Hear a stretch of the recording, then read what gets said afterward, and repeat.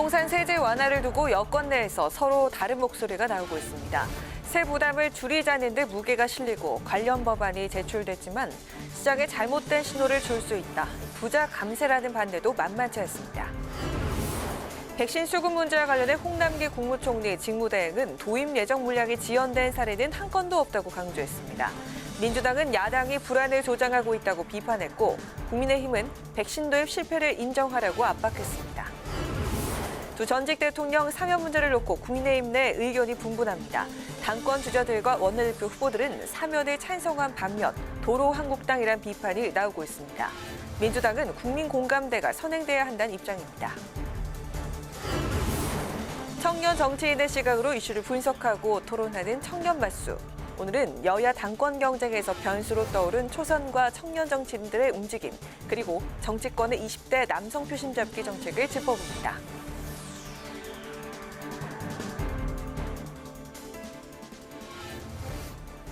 여러분 안녕하십니까? 4월 23일 의정 종합뉴스 뉴스엔 시작하겠습니다. 더불어민주당이 재보선 참패 이후 민심 수습을 위한 다양한 논의를 진행 중인데요.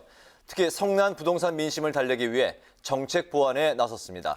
당 내에선 종부세 등 부동산 세제 완화 필요성을 제기하는 목소리와 부자 감세는 안 된다는 반대 입장이 팽팽히 맞서고 있습니다. 김세정 기자가 보도합니다. 종합부동산세 완화를 둘러싼 민주당 내 논쟁이 뜨겁습니다. 종부세 납부 기준을 현행 공시가 9억 원에서 12억 원으로 상향하는 내용의 법안을 김병욱 의원이 발의하면서 부동산 세제 완화론에 불을 지폈고 당대표 후보인 홍영표 의원과 노무현 정부에서 국정상황실장을 지냈던 이강재 의원 등도 같은 입장입니다. 지금 현재 9억을 대폭 상향하는 것이 현실이라고 봅니다.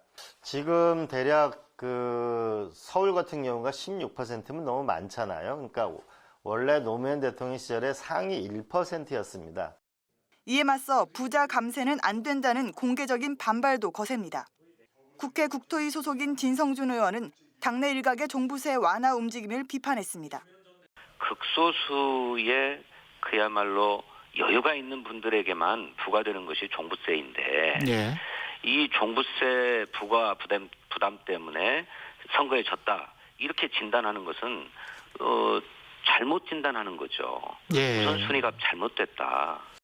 당권 주자인 우원식 의원 역시 부동산 세제 완화에 부정적이고 소병훈 의원도 SNS를 통해 쓸데없는 얘기는 하지 말라며 격하게 반대했습니다.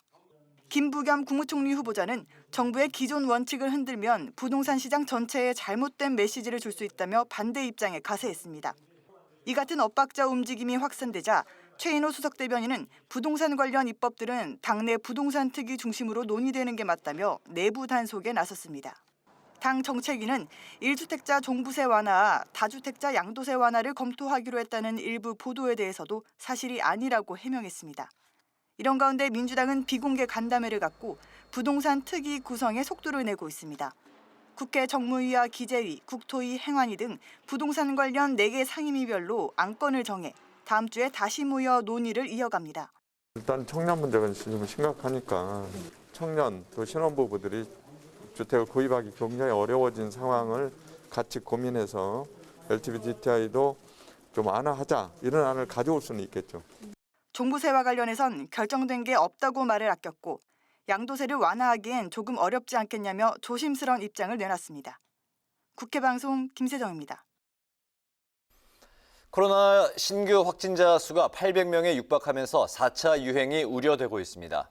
백신 수급 논란이 가라앉지 않는 가운데 민주당은 야당이 불안을 조장하고 있다며 함께 협력하자고 촉구했지만 국민의힘은 백신 부족은 예고된 참사라고 비판했습니다. 장정현 기자가 보도합니다. 백신 수급 차질 우려가 커지는 데 대해 정부가 진화에 나섰습니다. 홍남기 국무총리 직무대행은 오늘 코로나19 상황 점검 회의를 주재하면서 현재까지 백신 도입 예정 물량이 지연된 사례는 단 한 건도 없다고 강조했습니다. 또 정부 목표대로 11월 집단 면역은 가능할 것이라고 역설했습니다. 역시 관건은 계약 물량이 차질 없이 도입되도록 하는 것입니다. 정부도 이 점을 최우선적으로 대응하고 있다는 점을 말씀드립니다. 하지만 백신 수급을 둘러싼 정치권의 공방은 오늘도 이어졌습니다. 정부가 목표로 하는 11월 집단 면역을 위해 힘을 모으자는 여당과 백신 확보 실패를 인정하라는 야당이 대립했습니다. 어제 주호영 국민의힘 원내대표를 예방해서 정부가 작년에 방역 선진국을 만들었으니 이제 면역 선진국을 만들기 위해서 국회가 앞장서자는 제안을 드렸습니다.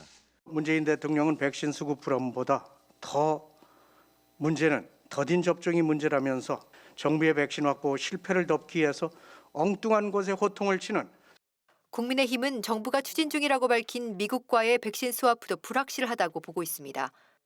대통령이 현명한 외교력을 발휘했다면 미국이 이렇게 냉정하게 백신을 거절하는 참사를 막을 수 있었을 것 아닌가 생각됩니다. 문재인 대통령이 검토 지시를 내린 러시아 백신 도입과 관련해서는 민주당 내에서 갑론을박이 벌어지고 있습니다. 특히 대권 주자들 간 입장차가 엇갈렸는데 이재명 경기지사가 청와대에 러시아 백신의 공개 검증을 요청한 데 대해 정세균 전 국무총리는 이 지사가 포함되어 있는 중앙방역대책본부에 이야기하면 될 일이라고 일축했습니다. 이와 관련해 당권 주자인 송영길 의원은 러시아 대사로부터 한국 정부가 요청하면 협력이 가능하다는 답변을 받았다고 밝혔습니다. 국회 방송 장정현입니다. 이명박 박근혜 전 대통령 사면론에 국민의힘 내부가 소란스럽습니다. 사면 주장과 도로 한국당이라는 비판의 목소리가 충돌하고 있는데 주호영 대표 권한 대행은 문재인 대통령이 결단할 고유 권한이라며 진화에 나섰습니다. 더불어민주당은 국민적 공감대가 형성돼야 한다는 원론적인 입장을 밝혔습니다. 김희연 기자의 보도입니다.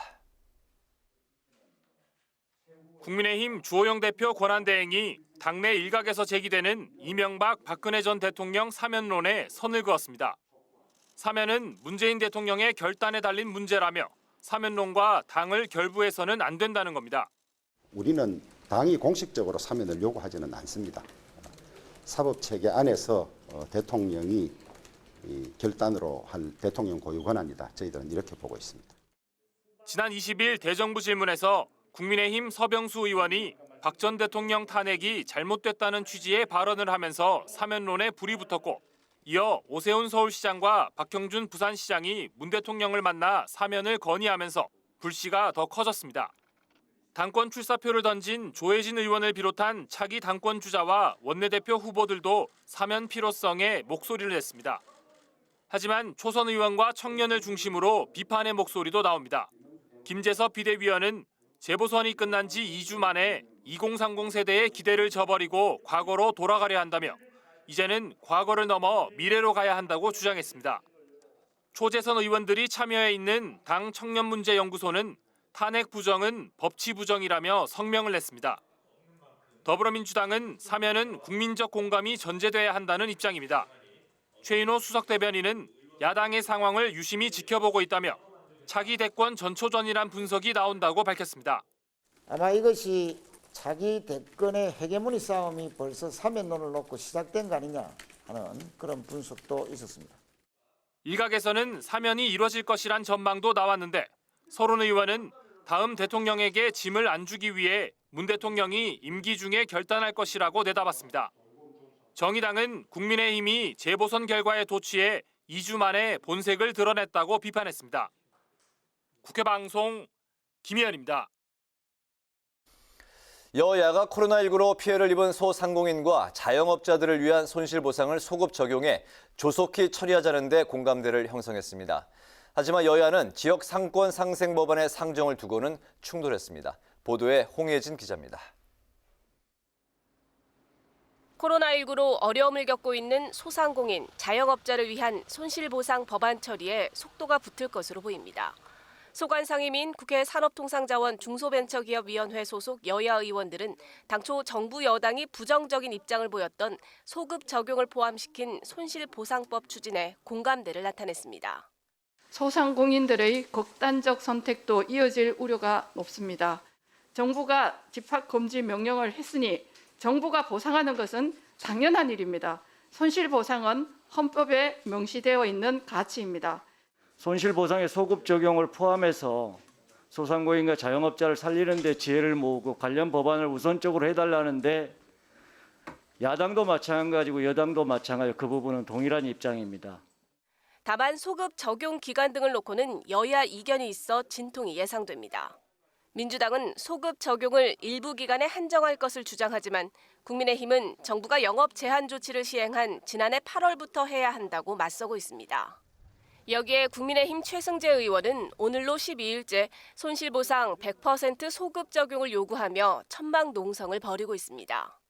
산자중귀위는 다음 주 법안 소위를 열어 손실보상법 심사에 본격 나설 예정입니다. 오늘 회의에서 여야는 지역상권 상생법의 전체 회의 상정을 놓고는 충돌했습니다. 지역상권 상생법은 지역상권에서 젠트리피케이션 현상, 즉 낙후 지역 활성화로 고급 상업, 주거 지역이 형성되면서 기존의 주민들이 쫓겨나는 것을 막기 위한 법안으로 지역상생구역을 지정해 구역 안에 대규모 점포가 들어설 경우 상인의 동의를 받도록 하고 상가 임대차 계약 특례 조항 등을 담았습니다. 민주당은 이미 법안 소위를 통과했고 공청회도 거쳤다며 전체 회의에 상정해야 한다고 주장했지만 국민의힘은 구도심 상권을 살린다는 취지는 좋지만 임대료와 영업업종을 제한해 위헌 소지가 있다며 추가 논의를 요구했고 절차상에도 문제가 있다고 반박했습니다. 이 과정에서 여야 간 고성이 오가면서 한때 회의가 중단되기도 했습니다. 국회 방송 홍혜진입니다.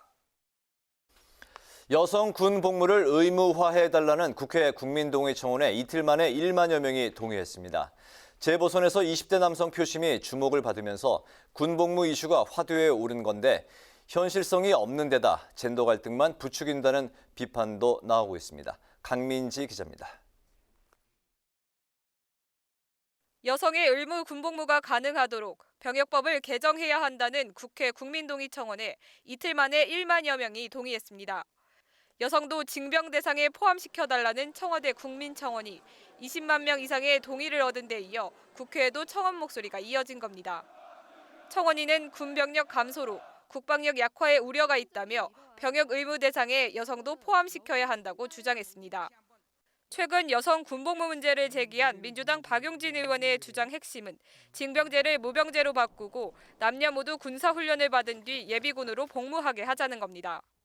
지금 빨리 국방부가, 우리 정부가 모병제 전환 그리고 그를 뒷받침하기 위한 남녀 평등 복무제에 대한 고민을 좀 적극적으로 했으면 좋겠습니다. 군 가산점 문제도 논란입니다. 20대인 민주당 전용기 의원은 공기업 승진평가 시 군복무 기간을 포함하도록 하는 법안을 발의했고 김남국 의원도 지자체 공무원 채용 시 군 경력이 인정되도록 하는 법적 근거를 마련하겠다고 밝혔습니다. 4.7 재보궐선거 결과 민주당에서 20대 남성표가 대거 이탈하자 이른바 2대 남표심 잡기에 나선 걸로 보입니다. 하지만 현실성이 떨어진다는 지적도 만만치 않습니다. 남녀 평등 복무제의 경우 이미 헌법재판소가 남자에게만 병역 의무를 부과한 병역법은 평등권을 침해하지 않는다고 결론냈고 군 가산점제 역시 1999년 위헌이라고 결정났기 때문입니다. 이런 움직임을 두고 20대 남성 표심을 잡으려고 남녀 갈등을 부추긴다는 목소리도 나옵니다. 여성도 고통받아라가 아니라 어떻게 하면 청년들의 고통을 줄일 것인지를 가지고 접근해야 하고요. 여성징병제, 군 가산점제라는 젠더 갈등이 아니라 지금 당장의 군대 문제를 어떻게 해결할 것인가를 중심으로 건강한 논의가 이루어져야 된다고 생각합니다. 비판이 커지자 국회 국방위원장인 민주당 민홍철 의원은 사회적 합의가 우선이라며 선을 그었습니다. 남녀 간의 차별이나 갈등의 문제 또는 젠더의 문제로 바라보고 성급히 해결하려고 할 것이 아니라 사회적 합의를 거쳐 국회 국민동의 청원이 30일 안에 10만 명을 넘으면 국방위로 회부돼 심사를 거치게 됩니다. 여성 징병제와 모병제 등은 젠더 이슈일 뿐만 아니라 군복무의 근간을 바꾸는 사안인 만큼 사회적 논의가 우선돼야 할 것으로 보입니다. 국회 방송 강민지입니다. 국제노총이 정한 글로벌 노동권 지수 6개 등급에서 우리나라는 5등급을 받았습니다. 법과 제도에서 노동권이 아예 존재하지 않는 나라로 분류된 건데요. OECD 최하위 수준이었습니다. 그렇다면 우리나라의 노동인권 의식 수준은 어느 위치일까요? 한국고용노동교육원이 실태를 조사하고 토론회를 열었습니다. 김동희 기자가 전합니다. 한국고용노동교육원에서 말하는 노동인권 의식이란 일하는 사람이 기본적으로 누려야 할 권리를 제대로 인식하고 공감하며 때로는 불합리한 상황을 해결하기 위해 행동할 수 있는가에 동의하는 수준을 말합니다. 노동인권 교육 접근성 확대 방안 등 현실적이고 또 올바른 정책 수립을 위해서 함께 머리를 맞댔으면 합니다. 이번 국민노동인권의식 조사는 전국 17개 광역시도에 거주하는 만 15세 이상 남녀 1,114명을 대상으로 진행됐습니다. 조사 문항은 개별법, 진단법, 사회인격적 권리로 나눴습니다. 개별법적 권리에서는 특히 균등한 처우를 비롯해 여성 노동자와 청소년 노동자의 보호의식 수준이 낮은 것으로 나타났습니다. 일주일에 15시간 미만으로 일하는 단시간 근로자와 주 52시간 이상 일하는 장시간 근로자의 경우 노동인권 의식 수준이 더 낮은 것으로 나왔습니다. 또한 5인 미만 사업장에서는 근로기준법상 부당해고를 당해도 구제 신청을 받지 못하기 때문에 애초에 노동 권리를 제대로 이야기하지 못하는 경우가 많습니다. 노동인권 향상을 통해서 좋은 일자리로의 전환을 도모할 수 있고요. 그것을 통해서 국민의 삶을 향상시킬 수 있기 때문에 굉장히 중요한 과제라고 생각을 합니다. 산업안전 문제하고 직장의 괴롭힘 문제가 굉장히 중요한 부분이라고 생각이 되어지고요. 최근 코로나19 상황으로 급증한 플랫폼 노동자를 비롯해 보육교사 등 노동권을 인정받지 못하는 취약계층이 늘고 있는 상황. 고용 불안과 낮은 처우 문제를 겪는다 하더라도 제대로 대응하지 못한다는 응답이 80% 가까이 나왔습니다. 그 원인으로는 직장 생활 속에서 누려야 할 노동권에 대한 인식과 더불어 노동권을 침해받았을 때 구제받을 수 있다는 인식의 부재가 꼽혔습니다. 이 같은 문제를 반복하지 않기 위해서는 체계적인 노동인권 교육이 필요하다는 지적이 나왔습니다. 노동인권 사각지대 계층에 대한 교육을 어떻게 하고 지원할 것인가가 굉장히 중요하다는 생각이 들고요. 노동교육 거점센터들을 기존의 노동인권센터 등과 연결해서 좀 활성화할 필요가 있고, 노동자가 노동인권 문제에 부딪혔을 때 이를 구제받을 수 있는 시스템도 확립돼야 한다는 의견도 제시됐습니다. 취약계층일수록 노동인권을 충분히 보장받지 못하고 노동인권에 대한 의식 수준마저 낮은 현실 속에서 이들을 위한 세밀한 보호 방안과 지원책이 필요해 보입니다. 국회방송 김동희입니다. 더불어민주당은 오늘 당내 반도체 기술특별위원회를 공식 출범시켰습니다. 위원장에는 삼성전자 반도체 사업부 임원 출신의 양양자 의원이 임명됐으며 특위는 오는 8월까지 반도체 산업지원특별법을 마련한다는 계획입니다. 양양자 특위위원장은 우리나라의 반도체 주권을 지키기 위해 경쟁국의 지원책을 압도할 수준의 파격적인 지원책을 마련하겠다고 강조했습니다. 문재인 대통령이 세계 기후정상회의에 참석해 온실가스 감축 목표를 더 높이겠다고 밝힌 가운데 더불어민주당은 기후변화 대응에 필요한 관련법 제정에 속도를 내겠다고 강조했습니다. 윤호중 원내대표 겸 비상대책위원장은 오늘 비대위 회의에서 2050년 탄소 중립을 달성할 수 있도록 정부와 함께 노력하겠다며 이같이 밝혔습니다. 탄소 중립법을 신속히 제정하고 녹색 융합 클러스터법과 에너지 전환 지원법 등 그린 뉴딜 핵심 법안들도 중점 관리해 나가겠다는 방침입니다. 국민의힘 주호영 대표 권한대행은 문재인 정부가 법에 규정된 북한 인권대사와 북한 인권재단 이사를 4년 넘게 공석으로 두고 있는 것은 직무유기라고 비판했습니다. 주 대행은 오늘 비대위 회의에서 인권 변호사 출신인 문 대통령이 열악한 북한 인권 문제를 끝내 눈 감은 채 임기를 마쳐선 안 된다고 강조하며 이같이 밝혔습니다. 또 권력의 힘으로 북한 인권법을 사문화하는 책임자들은 엄격한 사법적 판단을 피해갈 수 없을 것이라고 경고했습니다. 국민의힘 이종배 정책위 의장은 대통령이 북한과 중국 편향 외교에서 국민 안전과 국익을 우선시하는 외교 전략으로 선회할 것을 촉구했습니다. 이 정책위 의장은 오늘 비대위 회의에서 미국이 사실상 우리나라에 대한 백신 지원을 거절한 것은 한미 동맹을 무력화하는 문재인 대통령의 행보에 비춰보면 예고된 참사라고 지적했습니다.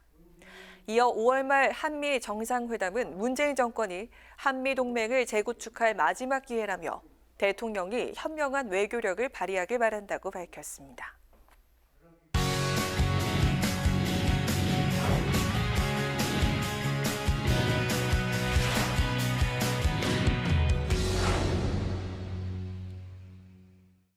네, 오늘 이슈 분석 한도영 기자와 함께합니다. 한도영 기자, 어서 오십시오. 네. 4.7 재보궐선거 이후 여야 초선 의원들의 이제 활동이 두드러졌었는데 오늘 이슈 분석에서는 이런 여야 초선 의원들의 구체적인 상황을 좀 짚어보겠습니다. 먼저 민주당 상황부터 볼까요? 네, 선거 패배 직후인 지난 9일에 이 초선 의원 2030 세대 초선 의원 5명이 이 조국 사태에 대해서 사과나 반성이 필요하다는 입장문을 발표를 했었죠. 네. 여기에 대해서 친문 강성 지지층이 이득을 초선 오적이라면서 강하게 비난을 했고 또 이 문자 폭탄을 보내기도 했습니다. 그러니까 이 장경태 의원 같은 경우는 이 당원들에게 메시지를 보내서 이 당원분들의 말씀이 맞다. 이 조국 전 장관의 짐을 우리가 떠안았어야 됐다 이렇게 말하기도 하고 네. 이후에 이들은 추가 입장을 내지 않고 좀 수그러드는 양상을 보였습니다. 네. 네, 어제는 그리고 초선 의원 모임인 더민초가 첫 쇄신안을 또 발표했는데 이견이 분분한 내용을 걸러낸 끝에 이 조국 사태 같은 민감한 내용은 빠졌습니다. 그러니까 범진보계에서도 이번 쇄신안이 좀 모호하다는 일부 지적이 있는데 앞서 친문계 강성 지지자들의 집단 행동을 본 상태에서 어쩔 수 없는 거 아니냐 이런 분석도 나옵니다. 네, 초반하고는 다르게 현재 민주당 초선 의원들이 혁신의 목소리를 이제 꺼리게 되는 그런 이유가 있다는 건데 앞으로 이 상황이 좀 달라질 수가 있을까요? 일단 일부에서는 과대대표된다는 지적도 있습니다만은 이 친문 지지자들은 이 민주당의 주류 세력으로도 여전히 이렇게 꼽히고 있습니다. 네. 여기에 이 민주당 차기 지도부도 이미 이 친문계로 구성될 가능성이 높고요. 이미 원내대표에는 친문으로 분류되는 윤호중 의원이 당선이 됐고 지금 당대표 3파전을 벌이고 있는 이 홍영표, 송영길, 우원식 의원은 모두 친문 혹은 이 범친문계로 분류가 됩니다. 네. 이런 상황에서 민주당의 초선 의원들이 이 친문 혹은 이 혁신 목소리를 낼 수 있을지, 친문과 다른 목소리를 낼 수 있을지는 좀 지켜봐야 될 것 같습니다. 네, 알겠습니다. 국민의힘 상황도 이제 한번 보겠습니다. 국민의힘에서도 이제 초선 의원들의 움직임이 이제 활발한데 민주당과는 좀 다른 양상을 보이고 있죠? 네, 그렇습니다. 이 오선 중진의 서병수 의원 그리고 이 복단을 타진하고 있는 이 무소속의 홍준표 의원이 이 박근혜 전 대통령의 탄핵이 잘못됐다는 그런 이 취지 언급을 하자마자 이 조수진 의원 같은 이 다수의 초선 의원들이 곧바로 공개 반대 의사를 표시했고요. 이 국민의힘에서는 또 차기 당대표 도전에 나서는 초선 의원도 있는데 이 김웅 의원은 최근에 이 당대표 적합도 여론조사에서 이 주호영 원내대표에 이어서 2위를 기록했습니다. 이 마포 포럼을 이끄는 김무성 전 의원 그리고 5선의 조경태, 4선의 홍문표, 3선 윤현석 의원 모두 따돌린 겁니다. 물론 당대표 선거는 이 당원 투표 비율이 70%에 이른다는 점을 볼 때 중진 의원들의 이 인지도와 이 조직력을 넘기는 쉽지 않을 거라는 분석이 아직은 우세합니다만 어쨌든 정치권은 이 초선 돌풍이라는 표현을 사용하기도 하고 전반적으로 놀랍다는 그런 분위기입니다. 네, 국민의힘은 이제 초선 의원들이 이제 자신들의 의견을 활발히 이제 개진을 하고 있고 또 영향력도 이제 꽤 커 보이는데 이유가 어떤 건가요? 네, 여러 가지로 분석을 할 수 있을 것 같은데요. 일단은 지난해 총선 참패로 친박 친이 같은 당내 계파가 일부에서는 사라졌다는 표현을 사용하기도 합니다만은 쇠퇴했다는 점을 들 수 있겠습니다. 그러니까 안 그래도 58명의 이 초선 의원들 국민의힘의 과반이 넘는 상태에서 특정 계파까지 사라지면서 좀 더 자유롭게 활동할 수 있는 이 환경이 열렸달지 비교적 환경이 잘 구축이 된 건데 의총에서 초선원들의 발언이 많아지고 있다. 초선원들의 발언권이 이번에 가장 센 거 아니냐. 이런 말들은 이미 작년부터 나왔다고 합니다. 여기에 초선원들은 이 재보궐선거 이전부터 이 전직 대통령 사과라든지 혁신, 중도 목소리를 내왔는데 지금 재보궐선거 승리의 주요 원인 중 하나로 이 중도층 청년 민심이 꼽힙니다. 이 당 관계자는 이 초선이 주장했던 전략이 옳았다. 국민의힘 안에서 이런 공감대가 커졌다고 말합니다. 그러니까 재보궐선거를 거치면서 이 초선들의 영향력이 더 커졌다는 이야기입니다. 네, 그러니까 민주당과는 달리 국민의힘 초선 의원들 같은 경우는 당내 이제 계파가 쇠퇴했기 때문에 영향력이 이제 더 커졌고 또 숫자로도 이제 현재 50명 이상이 되기 때문에 앞으로도 당분간 이 초선 의원들의 목소리가 좀 커지지 않을까요? 그렇게 될 것 같습니다. 앞서 말씀드렸듯이 국민의힘의 다수 초선 의원들은 최근에 이 탄핵 부정론 그리고 사면론을 반대했는데 오늘 이 국민의힘 청년문제연구소인 이 요즘 것들 연구소도 성명을 내고 이 탄핵 부정은 신뢰를 역행하는 거고 이 청년과 중도층에 대한 배신이라고 강조를 했습니다. 요즘 것들 연구소에 누가 있는지를 살펴보면은 이 소장이 삼선의 하태경 의원이고요. 또 이양수, 이미자 같은 이 재선 의원들도 있고 이준석 전 미래통합당 최고위원, 김재섭 비대위원장 속해 있습니다. 그리고 당 밖에서는 이 국민의힘을 이끌었던 김종인 전 비대위원장도 있습니다.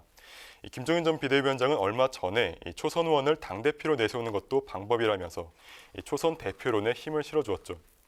이것 외에도 김 전 비대위원장과 김웅 의원은 이 비슷한 시기에 주호영 원내대표를 비판하면서 다시 한번 같은 결을 보이기도 했습니다.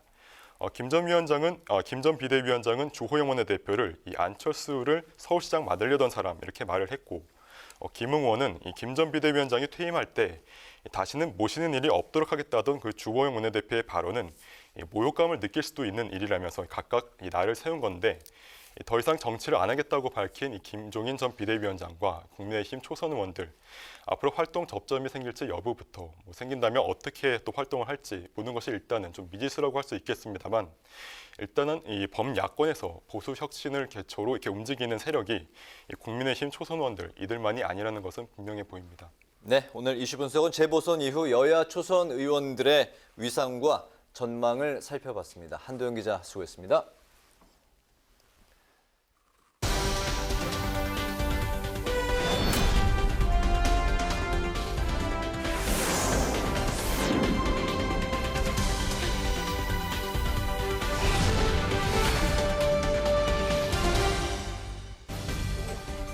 강하랑의 정치톡 시간입니다. 4월 23일 시선을 집중시킨 정치 뉴스 만나보시죠.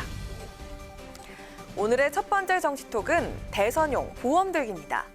이제 9일 앞으로 다가온 민주당의 5위 전당대회를 앞두고 정치권에선 당내 유력 대권 주자인 이재명 경기지사 측 의원들과 당원들 표심이 어디로 향할지 관심이 쏠리고 있습니다.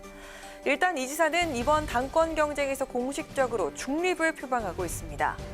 얼마 전 여의도를 방문한 자리에서도 아주 원론적인 입장을 밝혔죠. 바로 이렇게요. 새로운 지도부가 이제 당원과 국민들의 뜻에 의해서 구성이 될 텐데, 철저하게 국민을 중심에 두고 당원의 뜻을 쫓아서 국민들이 진정으로 바라는 지도체제가 되길 바라고요.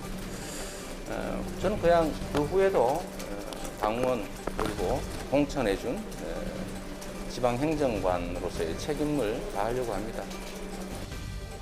국민이 진정으로 바라는 지도체제가 되길 바란다. 저는 당원이자 지방행정관으로 책임을 다하겠다. 한마디로 당권 경쟁에는 관여하지 않겠다. 이런 의미입니다. 친명으로 불리는 친이재명계 역시 비슷한 분위기인데요. 특정 후보에게 힘을 몰아주거나 비토하는 대신에 친명계 의원들이 당권 주자 3인방 내부에 고루 포진돼서 돕는 형식을 취하고 있습니다. 원조 친명으로 불리는 김병욱 의원은 홍영표 후보를, 임종성 의원은 송영길 후보를, 이 지사의 측근인 김영진 의원은 우원식 후보를 물밑 지원하고 있는 것으로 알려졌습니다. 개인적인 친분 관계도 있지만 특정 후보를 밀어주는 부담을 피하면서 향후 대선 경선을 관리할 차기 지도부가 누가 되든 끈끈한 인연을 쌓아두려는 전략적 포석 아니냐, 이런 해석이 나오고 있습니다. 여권의 대선 주자 1위를 달리고 있지만 여전히 비주류로 분류되고 있는 이 지사와 친이재명계가 보험 성격의 당권 주자 간접 지원을 통해서 당내 입지를 얼마나 확대해 나갈 수 있을지 지켜봐야겠습니다. 이어서 오늘의 두 번째 정치톡은 사자 몸속 벌레입니다. 정치 뉴스에서 다소 생소한 표현이죠. 그냥 벌레도 아니고 사자 몸속의 벌레. 바로 오늘 아침 주호영 국민의힘 대표 권한대행이 특정인을 지칭해서 한 표현입니다. 주 권한대행의 독설 대상은 바로 김명수 대법원장이었습니다. 김명수 대법원장은 사자 신중충입니다. 사자 안에서 사자의 몸을 먼저 깔아먹는 벌레의 격이 되었습니다. 김명수 대법원장의 책임을 물을 항목은 이루 나열하기도 어렵습니다. 주 권한대행은 사자 몸속에서 사자를 갉아먹어 결국 죽게 만드는 벌레를 김명수 대법원장에게 비유하면서 김 대법원장이 사법부 내부를 부패시키고 있다, 이렇게 비판했습니다. 국민의힘은 김 대법원장이 재판 개입 혐의로 기소된 임성근 부장판사의 사표를 반려하면서 국회에 거짓 해명을 제출한 점, 자신의 배석 판사들을 청와대 법무비서관으로 보냈다는 점을 거론하면서 사퇴를 촉구하고 있는데요. 지난 2월부터 서초동에서 1인 시위를 이어가고 있는 국민의힘. 오늘 아침엔 소속 의원 60여 명이 서초동 대법원 앞에 모여서 기자회견을 가졌습니다. 주 권한대행과 의원들이 김 대법원장의 출근 차량에 접근하려고 하면서 이를 제지하려는 경찰들과 이렇게 충돌이 빚어지기도 했습니다. 물리적 충돌은 아니고 대법원장 차가 오는데 우리가 사퇴하라는 고호를 바짝 들이대고 그 호소하려고 막았는데 경찰들이 와서 다 뒤로 제키고 과잉으로 하는 바람에 우리 의원들이 넘어지고 저도 넘어지려고 하다 일어난 그런 상황이었습니다. 상황이 정리된 이후 권성동, 김기현 의원 등이 김 대법원장을 30분 정도 면담했다고 하는데요.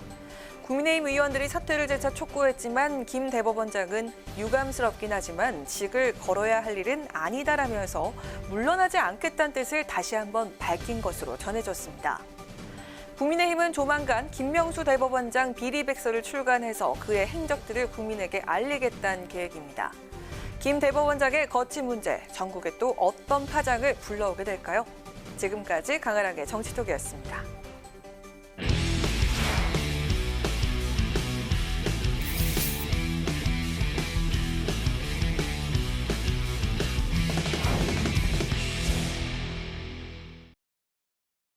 네, 이번 순서는 청년 정치인의 시각으로 정치권 이슈를 짚어보는 뉴스앤 청년 맞습니다. 신혼여행을 떠난 권지웅 대변인을 대변해서 오늘 특별히 모신 분입니다. 더불어민주당 소속의 정한도 용인시 의원 그리고 이준석 전 국민의힘 최고위원 나오셨습니다. 두 분 어서 오십시오. 어서 오세요. 네. 먼저 그 정한도 시의원님께 질문 드리겠습니다. 지금 그 민주당이 이제 당권 레이스가 한창 이제 진행 중인데 의원님께서도 얼마 전에 당대표 예비 경선에 이제 출마를 하셨었잖아요. 이제 결국 이제 아쉽게 컷오프 이제 탈락을 하셨는데 유일한 청년이셨고 원외 인사였습니다. 어떻게 도전을 하게 됐고 출마한 소감부터 좀 들어볼까요? 네. 최근에 민주당이 보여준 모습들이 전반적으로 실망스러웠습니다. 그리고 재보궐선거 패배 이후 반성하겠다, 쇄신하겠다 이런 말들은 많았는데요. 네. 정말 그 지금 상황에서 꼭 필요한 혁신의 구체적인 내용들이 그런 제시하는 사람이 없더라고요. 그래서 이제 저라도 당 지도부와 국회의원들에게 목소리를 내야겠다는 마음으로 이제 출마를 했습니다. 저의 출마에 대해서 이제 처음에는 이제 놀랐다는 반응이 제일 많았지만, 그래도 잘했다. 민주당이 필요한 목소리였다라는 그 응원이 많았습니다. 네. 다만 이런 그 혁신의 목소리를 좀 지속적으로 내달라. 왜냐하면 문제가 한 번에 해결되지는 않으니까 계속해서 당을 위해 싸우고 노력해달라는 말을 좀 당직자분들한테 듣기도 했습니다. 네, 이전 최고위원께서도 국민의힘 당대표 도전 의사를 밝히셨는데 공식적으로 언제 출마 선언을 하십니까? 저희는 아직 뭐 룰이나 아니면 일정 같은 것이 정해지지 않았기 때문에 그에 따라서 이제 판단할 것이고 이번에 어쨌든 당이 선거 이후에 젊은 지지층이 많이 편입되었고 이것이 어떤 지도부를 맡냐에 따라 가지고 아주 굳은 집토끼가 될 수도 있고 아니면 잠깐 들렸다가는 토끼가 될 수 있습니다. 그렇기 때문에 이 부분을 방점을 두고 아마 선거에 임해야 될 거로 보이고요. 네. 저도 이제 바른미래당 때 대표 선거 나가본 적은 있습니다. 예, 그때 그래서 거기 3등 해가지고 최고위원이 했던 것인데 네. 두 번째군요 이번이. 예, 그 당대표 선거라는 것은 사실 당의 당원들의 총의를 모으는 과정이기 때문에 이번에 저희 당에서 선출되는 대표와 지도부가 어떤 분들인지 보면은 국민의힘이라는 당의 평균적인 생각을 읽을 수 있거든요. 저는 꼭 그게 국민들의 생각과 좀 일치하는 생각들이었으면 좋겠습니다. 이번에 몇 위를 예상하십니까? 나가면 1등 해야죠. 네, 1등 알겠습니다. 네. 그 다음 질문 드릴게요. 재보선 이후 이제 여야 모두 초선 정치인들의 이제 목소리가 커지고 있는데 또 당권 경쟁의 변수로 이제 떠오르고 있는데 초선과 청년 정치인들이 어느 정도까지 역할을 할 수 있을까요? 어떻게 보십니까? 저는 이제 사실 그 지도부가 지금까지는 전통적 지지층을 흡수하고 그들의 의견을 대변하는 데는 역할을 많이 했다 이렇게 보는데요. 보통 그게 초선 의원들이나 아니면은 좀 젊은 인사들에게 나머지 이제 젊은 사람들 의견을 취합하는 과정, 그들을 위한 목소리 내는 그런 어떤 역할들을 부여했었는데 이제는 판도가 완전 바뀌었다 이렇게 생각하고요. 그 젊은 사람들뿐만 아니라 이제 나이 드신 분들도 관심을 많이 가지고 있습니다. 네. 그렇기 때문에 오히려 최근에 저희 당의 젊은 인사들이 하는 역할은 그 원로 정치인들이나 아니면 전통적 보수층과 접점이 많았던 정치인들한테 이것저것만 알려드립니다. 뭐 젠더 이슈라는 게 도대체 뭔가, 식사 자리에서 알려드리기도 하고 또 반대로 정책 같은 거 제안도 하기도 하고 어느 때보다 젊은 세대에 대한 당의 소통이 강화되는 느낌이 있습니다. 네. 그 비유를 하자면 우선 복권을 사야 복권에 당첨될 확률이 생기는 것처럼 그 청년 정치인들이나 초선분들이 당 내부 선거에 출마를 해야 이제 변화할 확률이 생기는 거죠. 네. 그런데 현재 그 민주당 최고위원 선거에 2030 세대 정치인은 출마를 하지 않았고 그나마 이제 가장 젊은 초선 국회의원이 김용민 의원으로 알고 있습니다.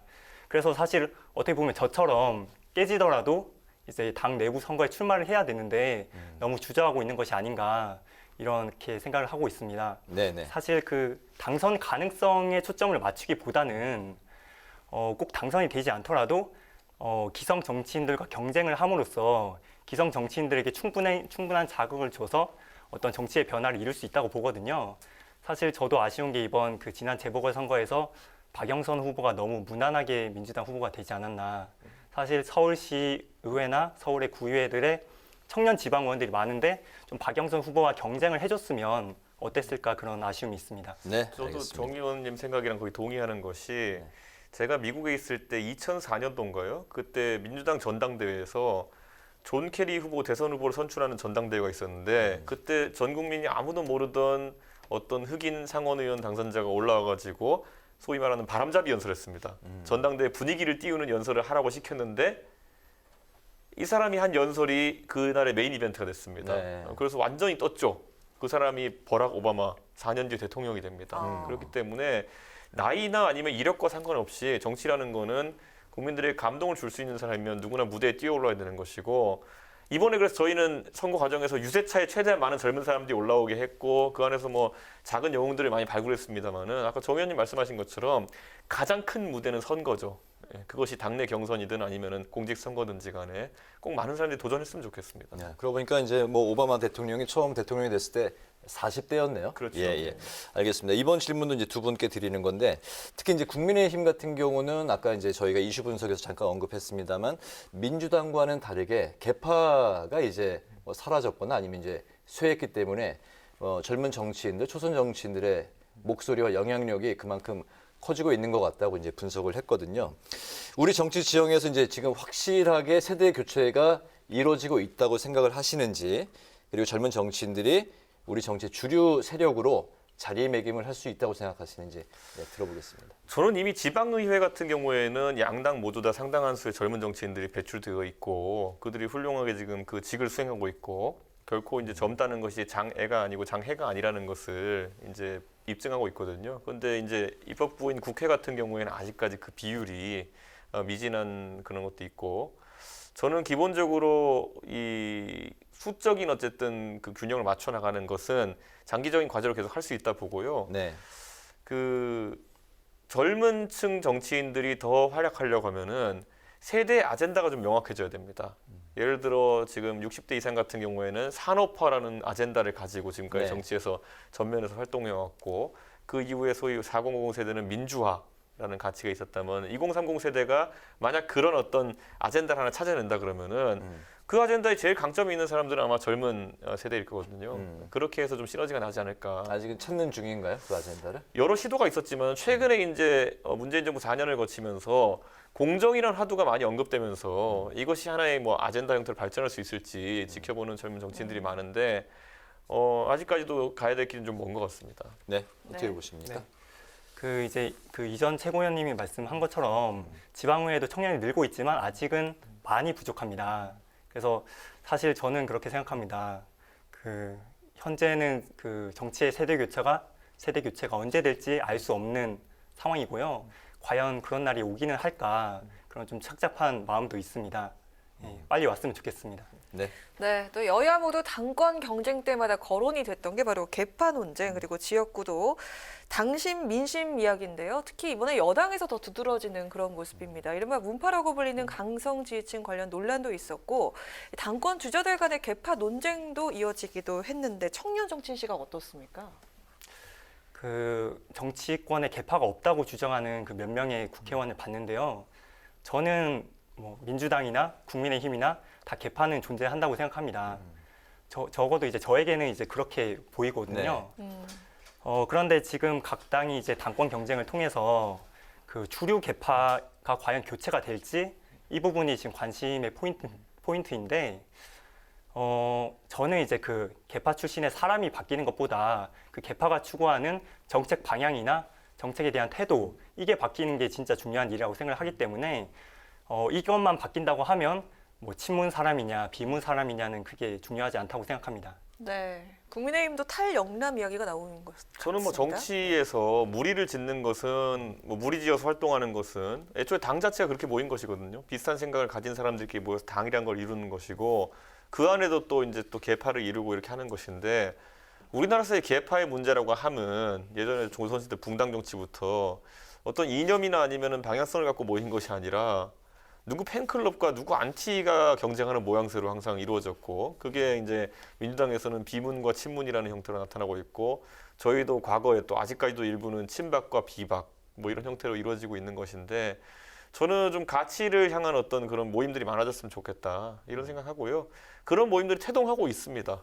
예, 그런데 그 과정 중에서 영남과 수도권이 저희 당내에서 이제 성향 차이를 좀 보이고 있긴 한데 그것이 또 지역으로 완벽하게 갈리진 않는 것이 예를 들어 하태경 의원님 같은 경우에는 부산의 지역구를 두고 있지만은 그 누구보다 수도권에 있는 이슈들이나 젊은 사람들 이슈에 많이 관심을 가지고 있고 전 주호영 대표 같은 분도 실제로 이제 이야기를 나눠보면은 젊은 사람들 이슈에 대해 관심이 많고 또 반대로 서울에 있지만은 또 어떤 경우에 보면은 굉장히 TK에서도 안 하는 얘기들을 하고 있는 이런 강성 정치인들도 계시고요. 그렇기 때문에 저는 지역으로 갈리는 건 아니고 다만 좀 그런 관심사라든지 아니면 지향점을 가지고 모이는 모임들이 많아졌으면 좋겠습니다. 네, 이렇게 여야가 세판짝의 한장인 상황인 가운데 국민의힘에선 탄핵 부정과 전직 대통령 사면론이 제기돼서 논란이 일고 있습니다. 오늘 아침에도 사면론을 놓고서 여야 지도부에서 각각의 목소리들이 나왔는데요. 먼저 들어보고 이야기 나눠보도록 하겠습니다. 선거가 끝난 지 불과 2주도 지나지 않은 상황에서 우리는 다시 과거로 돌아가려는 모습을 보이고 있습니다. 당에서 가장 큰 목소리를 가진 분들이 하나 되어 사면론을 말씀하시는 까닭에 우리 당의 당론이 사면론인 것처럼 굳어지는 느낌도 듭니다. 그것과 우리 당이 돌아가는 것 아니냐는 결코 연결될 수 없는 것이고요. 사면은 대통령의 결단이고 우리는 당이 공식적으로 사면을 요구하지는 않습니다. 대통령께서 말씀하신 국민 공감을 전제로 한 사면 논의가 돼야 된다 하는 것을 다시 한번 확인했습니다. 사면론을 가지고 국민의힘에서 심각한 당내 분란이 야기되고 있다는 것에 대해서 유심히 안 볼 수가 없는 상황으로 가는 것 같다.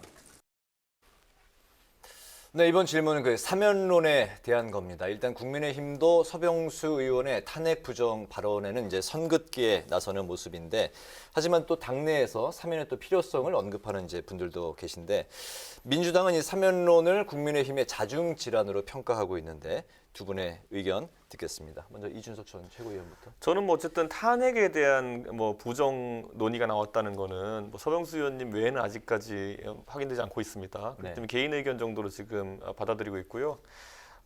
하지만 저는 부적절한 논의라고 생각합니다. 왜냐하면은 탄핵이라는 것은 어쨌든 국회 의결 절차와 그다음에 헌법재판소의 탄핵 절차를 통해 가지고 절차적 정당성을 갖추고 있는 행위거든요. 그런데 이제 다만 일부 의원들이 또 사면에 대한 입장은 또 다릅니다. 사면은 형이 확정되고 형의 수용생활 하는 중에도 대통령께서 법치주의와는 다른 목적, 예를 들어서 국민 대통합이라든지 이런 목적을 우선시했을 경우에 할 수 있는 정치적 선택이거든요.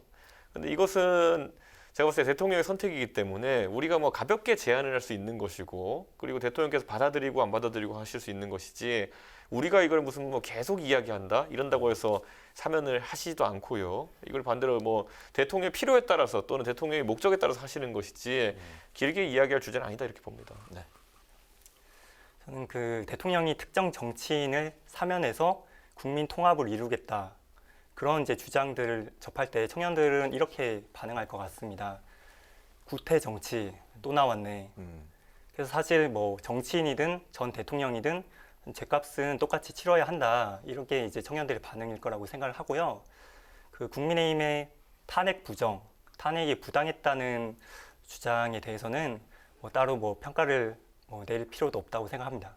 그거는 저희 당에서는 그런 공식 입장이 없고요. 그 우리 공화당 하시는 분들이 그런 입장을 갖고 있고, 그런데 이제 사면에 대해서 여론은 제가 뭐 일간지 여론조사를 보니까 과거에 비해 상당히 이제 탄핵 찬성 쪽, 그 사면 찬성 쪽으로도 의견이 많이 올라왔습니다. 그래서 수치가 거의 비슷하게 나온 조사들이 있는데, 저는 그렇게 했을 때 아까 말했던 것처럼 대통령께서 이제는 그 새로운 목적이라든지 아까 말한 국민 대통합이라든지 이런 것을 고려하실 수도 있다, 이 정도 생각을 합니다. 네, 이번엔 청년 정책 관련 이야기 좀 해보겠습니다. 재보선 과정에서 가장 눈에 띄었던 키워드 바로 이대남이 아닐까 싶은데요. 민주당에서는 이대남 표심을 잡기 위한 정책으로 이 남녀평등 복무제와 군 가산점제 도입 주장이 나왔습니다. 두 분 의견 들어볼까 하는데요. 먼저 정한도 의원님. 그 여성 징병이 최근 국민청원이나 국회청원을 통해서 등장을 하고 있는데요. 저는 그 여성 징병도 우리 헌법 안에서 가능한 일이라고 생각을 합니다. 우리 그 헌법을 보면 헌법 제39조에 모든 국민은 법이 정하는 바에 의하여 국방의 임무를 진다라고 되어 있기 때문에 그 세부적인 법인 병역법을 충분히 개정하면 그 여성에 대한 징병도 가능한 부분이거든요. 근데 다만 이제 그 20대 남자가 이제 원하는 것은 그 남성이라는 이유 때문에 군대를 가고 그 군대로 인해서 피해를 받는 게 엄연한 현실인데, 이것에 대해서 이제 극단적 페미니즘 쪽에서는 남성은 약자가 아니고 피해자가 아니고 오직 이제 여성만이 약자이다라는 주장이 나오기 때문에 현재 그 젠더 갈등이 생기고 있다고 저는 생각합니다. 그래서 20대 그 남성이 겪는 그 병력에 대해서 인정을 하고 남성이 겪는 피해, 여성이 겪는 피해를 서로 이해하고 공감할 때 성평등 사회로 이제 우리가 함께 나아갈 수 있다고 생각합니다. 네. 저는 기본적으로 이 사안에 대해 가지고 20대들의 생각과 50대, 60대의 생각이 많이 엇갈리는 거는 서로 성평등이란 단어에 대해서 정의를 다르게 하고 있기 때문이다. 그러니까 뭐냐면은 50대 이상 같은 경우에는 과거의 가부장제나 이런 것들 때문에 실제로 여성에게 어느 정도 제한된 기회들도 있었고, 그렇기 때문에 그런 것들 지금 보정해야 된다는 인식을 하고 있는 것 같고, 20대, 30대 같은 경우에는 저도 85년생이지만은 제 나이 때만 하더라도 뭐 82년생 김지영 이런 책에서 묘사된 것처럼 너는 여자니까 이거 먹으면 안 돼, 아니면 너는 여자니까 대학에 가면 안 돼, 너는 여자니까 뭐 이런 일을 하면 안 돼, 이런 이야기를 들은 사례를 주변에서 접하지 못했습니다. 그렇기 때문에 이거는 다소 이제 5, 60대는 오히려 이해를 하려고 노력해야 되는 거고요. 지금의 바뀐 어떤 그런 성갈등의 세태를 이해해야 되는 것이고, 20대 같은 경우에는 큰 사회적 합의를 이뤄내야 되는 겁니다. 제가 봤을 땐 여기서 서로 이제 피해를 주장하고 이렇게 하다가, 특히 아까 정 의원님이 언급하신 군대 문제에 대해 가지고 내가 군대 가서 고생했으니까 너도 가봐라, 이런 식의 자세가 나오는 건 싸우자는 거거든요, 서로. 그러니까 저는 그것보다는 서로 이제 합리적으로 군 가산점 제도 같은 것들을 어떻게 운영할 수 있느냐. 지금은 가산점 제도를 놓고 보면요, 남성은 단기 복무로 1년 반 군대 갔다 오면 가산점 제도 혜택을 볼 수 있다고 한다면은, 만약 제도가 그 들어섰을 때 여성은 또 단기 복무를 할 수 없는 상황입니다. 여성은 부사관 이상으로 복무를 해야 되는데 그럼 3년이나 5년 복무를 해야 되는 것이거든요.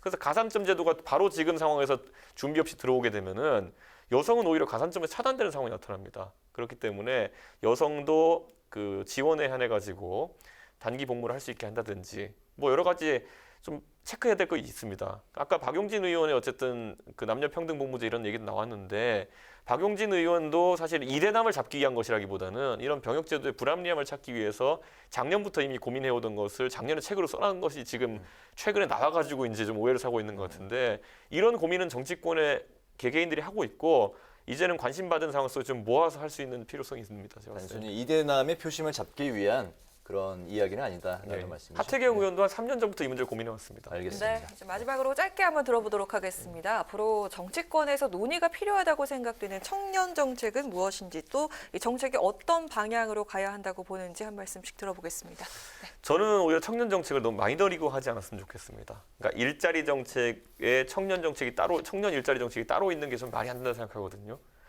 나라에 일자리가 많아지면은 기업이 많아지고, 그러면 장년층은 관리자로, 청년은 사회초년생으로 같이 그런 기업에 참여할 수 있는 기회가 주어지는 것이지, 청년 일자리만 늘리는 정책 이래버리면은 보통 청년들이 조소하는 강의실 불 끄기 뭐 이런 게 나오는 거거든요. 그러니까 저는 이 문제에 있어가지고 청년을 자꾸 마이너리그에 넣으려는 시도, 그리고 정치적으로도 예를 들어 청년 무슨 이런 당직을 따로 만들 것이 아니라 실제 당의 대변인도 진짜 청년이 할 수 있고 당 대표도 청년이 할 수 있고 공정하게 경쟁할 수 있는 틀만 만들어주면 되는 것인데 너무 자꾸 이렇게 떼어내려고 하는 시도를 안 했으면 좋겠다는 생각입니다. 네. 네, 현재 그 청년들의 취업 경쟁이 심각해서 취직이 늦어지고 돈을 못 모으고 이제 주거 불안이 심각하고 결혼도 미루게 되고 이래서 이 생애 단계의 문제에 대해서 총체적으로 이제 접근이 필요하고 저는 정말 이 문제가 정말 청년들에게 심각하기 때문에 그 국가적인 특별 비상 대책 차원에서 논의가 되어야 된다. 특히 그 과거에 이제 IMF 이후에 청년 고용 촉진 특별법이 생긴 것처럼 이제 그 일자리에 한한 게 아니라 일자리와 주거 그다음 이제 그것에 대해서 자산 축적을 해서 결혼까지 나아가는 이 생애 단계를 아우를 수 있는 그런 이제 비상대책 특별법 차원의 논의를 시급히 해야 된다고 생각합니다. 잘 알겠습니다. 네. 오늘 첫 방송인데 어떠셨나요? 이제 마무리 시간인데. 네, 잘 진행해 주신 덕분에 네. 실수는 많이 하지 않았나 이렇게 네. 생각합니다. 예, 아유, 너무 훌륭하게 고맙습니다. 방송을 잘 하셨습니다. 네. 오늘 청년 마수는 여야 당권 경쟁에서 변수로 떠오른 초선 정치인 그리고 정치인의 20대 남성 표심 잡기 정책을 중심으로 지금까지 더불어민주당 청년위원회 소속 정한도 용인시 의원, 국민의힘 이준석 전 최고위원과 함께했습니다. 오늘 두 분 말씀 잘 들었습니다. 고맙습니다. 감사합니다. 네, 내일은 주말인데요. 오후에 중부지방부터 구름이 걷히면서 맑은 하늘을 되찾겠습니다. 낮 동안 예년 기온을 웃돌면서 따뜻하겠는데요. 내륙 곳곳에 건조주의보가 내려지면서 메마른 날씨가 계속된다고 하니까요. 불씨 관리 잘해주시기 바랍니다. 오늘 뉴스에는 여기서 마치겠습니다. 편안한 주말 보내십시오. 고맙습니다.